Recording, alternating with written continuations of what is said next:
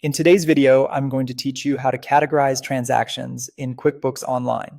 To get started, open QuickBooks Online and make sure you're on the main dashboard. From there, head over to the accounting section in the left-hand navigation menu.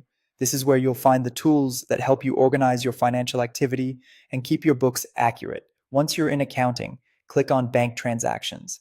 This area shows the transactions that have been downloaded from your connected bank and credit card accounts.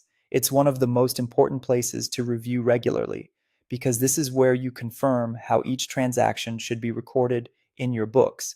At the top of the screen, you'll see account cards for your connected bank and credit card accounts.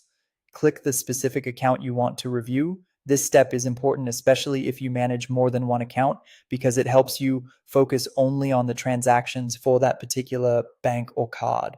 Now you'll begin reviewing the downloaded transactions one by one. As you go through each item, there are 3 key things you need to assign or verify.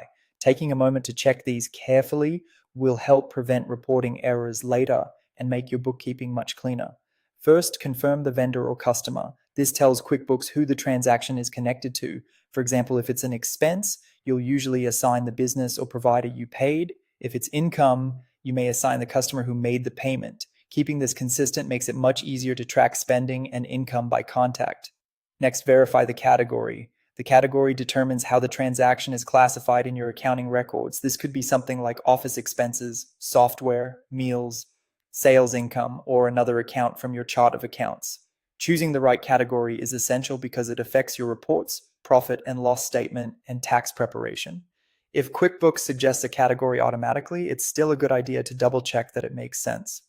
Finally, choose the correct action, add or match. If the transaction is brand new and hasn't already been entered somewhere else in QuickBooks, choose add. This tells QuickBooks to create a new record from the bank feed. If the transaction already exists in your books, such as an invoice payment, bill payment, or manually entered expense, choose match instead. Matching avoids duplicates and links the bank transaction to the existing record.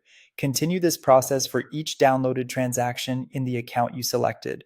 By consistently checking the vendor or customer, the category, and whether to add or match, you'll keep your records organized and your QuickBooks file much more accurate.